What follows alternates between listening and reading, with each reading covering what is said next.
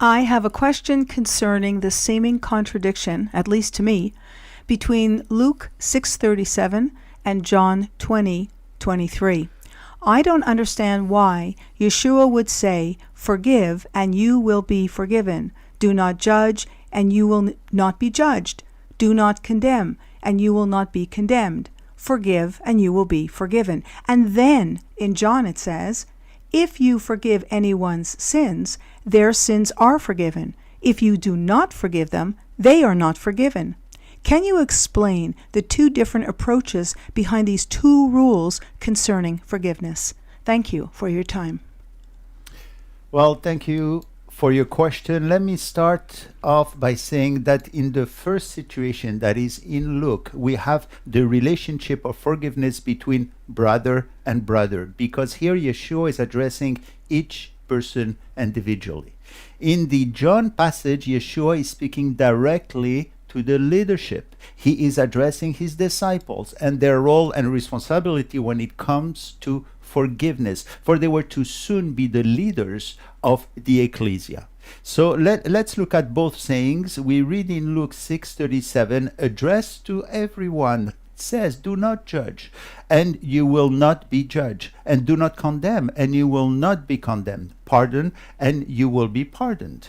And while in John 20:23, Yeshua addresses the leadership of the congregation, for instance, as it is today, if you forgive, he says, the sins of any, their sins have been forgiven them. If you retain the sins of any, they have been retained. So the difference between the two instances is the audience. Luke 6:27 is part of the Sermon of the Mount and was spoken to the people at large. Yeshua was teaching the crowd and pronouncing these words. He is telling us that when a situation does not concern us, it is better not to bring a judgment at all. While there are times when the Bible asks us to judge a situation, what we should not judge are, for instance, the motives of other believers when it's not required. We should not judge their fruits because it is not always so obvious to us the fruits that people are producing. Let us not judge their appearance or their social status or the way they choose to worship the Lord. The Bible also tells us not to judge someone's choice of a day of worship. If we see a brother or sister in trouble, let us help and not criticize them. This is very much the point in Luke chapter 6. James puts it another way because this is important. James 4 verses 11 to 12.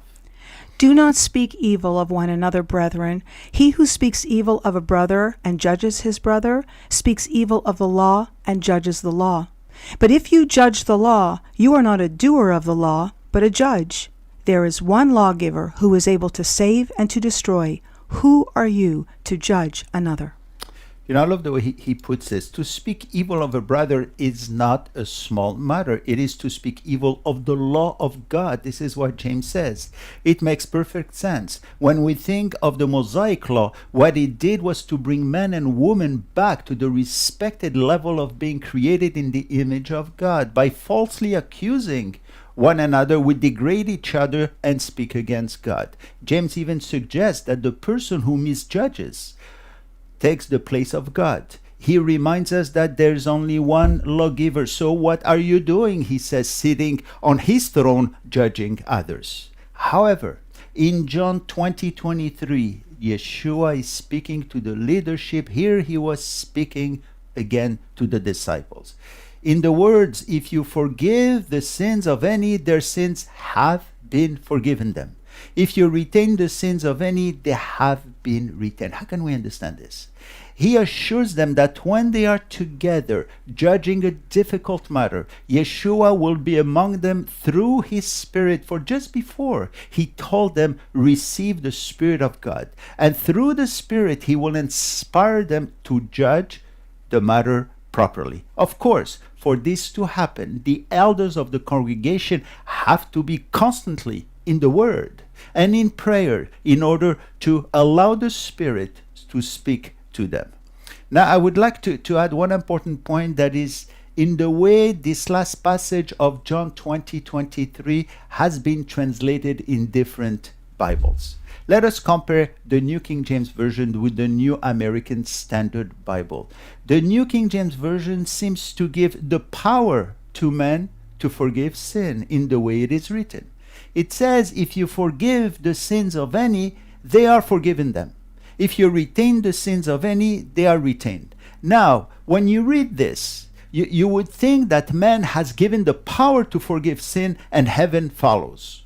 Imagine whatever you forgive here will be forgiven in heaven. That's not what it says. However, the New American Standard Bible has the better rendering. It says, if you forgive the sins of any, their sins have been already forgiven them. If you retain the sins of any, they have been already returned.